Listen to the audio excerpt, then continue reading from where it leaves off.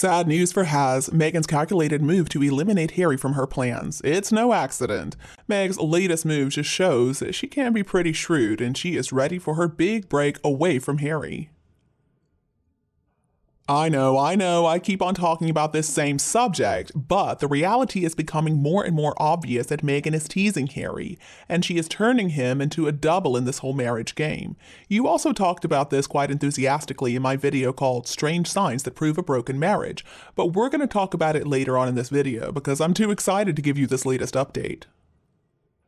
Folks, I'm afraid that we may be coming to the end times. At almost the same time on Friday, the Princesses Beatrice and Eugenie were walking the red carpet at Vogue World 2023 in London. All dolled up in designer gear, Meghan Markle was in Germany wearing some pretty depressing head-to-toe brown, looking like she was some type of Midwestern farmer. Over the last few years, ever since Megxit, we have seen some strange stuff happen, right? But what we have seen play out in Dusseldorf this week certainly takes the cake. Meghan Markle wasn't wearing her Celine or Valentino anymore like she was at last year's games. She said bye-bye to the reported $70,000 worth of designer goodies that she wore for the 2022 event. We also didn't get to see the glossy, blow-dried Meghan that we saw in 2022, who had been primed and primed until she couldn't handle it anymore. Instead of Meghan's very much in-your-face wardrobe that we've seen in the past, what we saw in Dusseldorf was completely different. Her wardrobe has been surprisingly low-key. She was wearing jeans and flats and blacks and browns, a neutral palette that makes us wonder if her stylist went colorblind. Now obviously, this was completely intentional, and this was not just the result of Meghan throwing some wrinkled clothes into a steamer trunk before she ran to the airport. In fact, I think Meghan knew exactly what she was doing with all this mediocrity in her style. In trying to take her wardrobe off the table story-wise this week, it seems like maybe Meghan is trying to make sure that the spotlight and attention remains on the games and on Harry. I can only assume that Meghan Markle was trying her best to convince us that she was not trying to steal the spotlight. In The Telegraph, Victoria Ward pointed out, aides acutely aware of the focus on the cost of her wardrobe are at pains to point out how much of her clothing is vintage or being reworn. And the closest Meghan came to deviating from this plan was when she wore $1,300 Hermes sneakers to one game's event. Well, of course, we haven't yet mentioned the pinky ring. Now, supposedly, that thing is worth $96,000, and we're not really sure where it came from. Now, if you ask me, it was completely unnecessary, and I guess it's a symbolic pinnacle of over-pampered and over-privileged. But anyway, clearly this was Meghan's attempt to not give anybody an opportunity to rake her over the coals for her expensive wardrobe choices. Instead, we got Duchess Dumpy, who looks like she may have shopped for this trip at an outlet mall. One big difference, though, between Meghan's appearance at last year's games, during which she was rolling out multiple outfits every single day, was the presence of a Netflix crew who were filming the event for Harry's recently released documentary Heart of Invictus.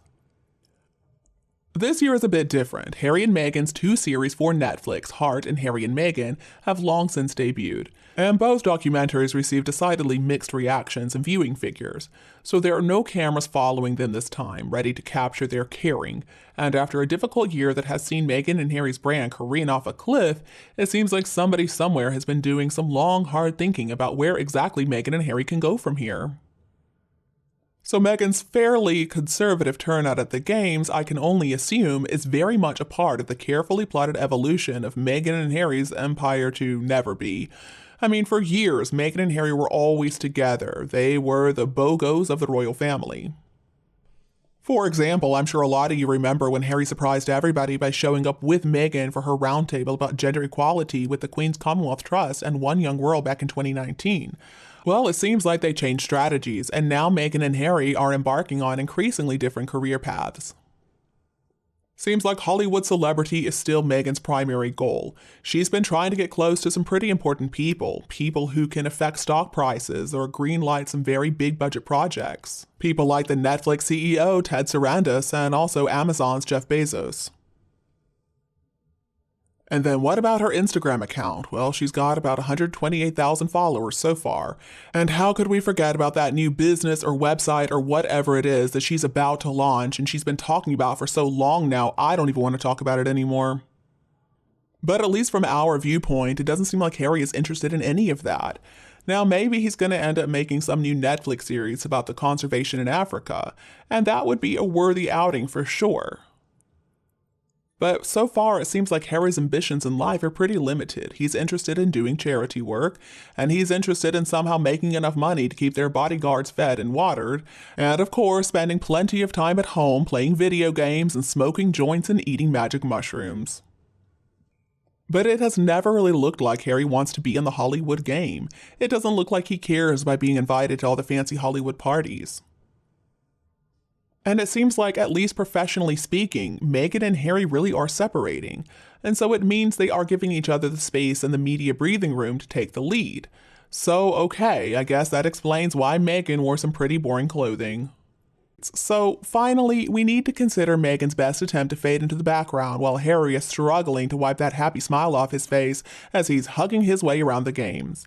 And I'm curious to what degree this new look is an attempt to tone down her overly privileged image, with her 4-figure blankets and her whole collection of expensive jewelry, diamond rings. Is she trying to make herself seem a little bit more relatable, maybe? Because according to the approval ratings for Meghan in the US, people are certainly not enamored with Meghan the polished princess. According to the latest polling done, Meghan's approval ratings are now in negative territory. We need to remember that Meghan believes the public to be really stupid and really gullible. So I think that's what she's trying to do. I think she's trying to act like she's just a normal, typical American mom. Just look at what she wears. And I guess she's trying to get into the entrepreneurial game, so she's thinking about the future. And we can't forget the fact that since last year's Invictus Games and all the rollout of all that designer wear, Meghan has brought in the big guns. She signed on with the Hollywood mega agent Ari Emanuel of WME. So could it be a coincidence that she has worn on 2 separate occasions pieces by Emmanuel's wife's Sarah Stottinger's brand Staud for high-profile outings recently, including at the games? So what does this mean for the future of Meghan? Are we going to see her dripping in Dior again, or is she really going to stick with this new down-home look? Could it be that Meghan is finally trying to read the room? Is she finally realizing that going out there and rubbing everybody's faces in the fact that she's got a lot more money than they ever will have is not really making her popular? Well, only time will tell on all that, but I want to share with you a bit of good old-fashioned irony.